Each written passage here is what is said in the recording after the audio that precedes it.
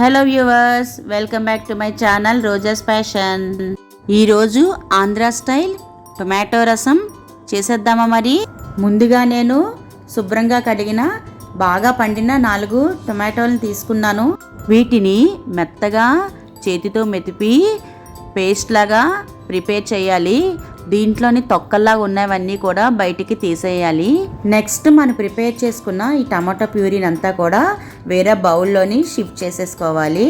దీనిలో 4 to 5 bowls water add చేసుకొని stove వెలిగించి రుచికి తగినంత సాల్ట్ని ఈ రసంలో వేసుకోవాలి.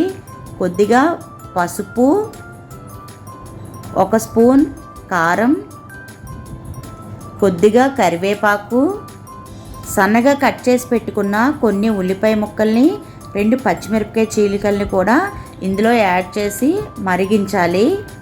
ఈ రసం ఒక పొంగు వచ్చిన తర్వాత నిమ్మకాయ సైజంత చింతపండుని గుజ్జులా తీసుకొని ఈ రసంలోని యాడ్ చేసుకోవాలి. ఈ టొమాటో రసం ఎస్పెషల్లీ నాన్ వెజ్ ఐటమ్స్కి చాలా బాగుంటుంది.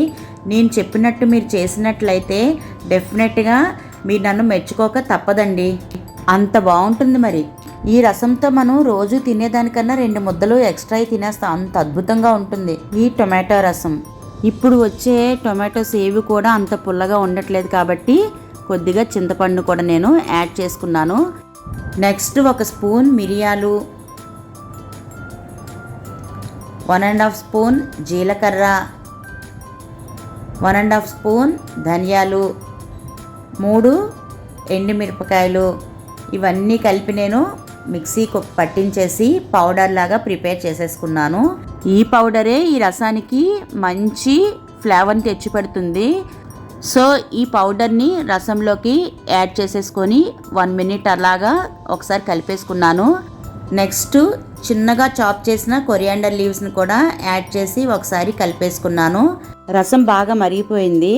నెక్స్ట్ తాలింపుకి ఒక చిన్న పాన్ తీసుకొని కొద్దిగా ఆయిల్ యాడ్ చేసుకొని 2 నుంచి 3 వరకు వెల్లుల్లి రెబ్బల్ని కచ్చపిచ్చగా దంచేసి వేసేసాను.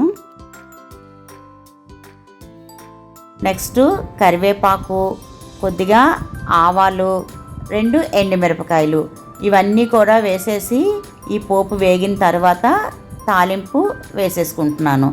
అంతేనండి, ఎంతో టేస్టీగా నోటికి రుచిగా అనిపించే ఆంధ్ర స్టైల్ టొమాటో రసం రెడీ అయిపోయింది.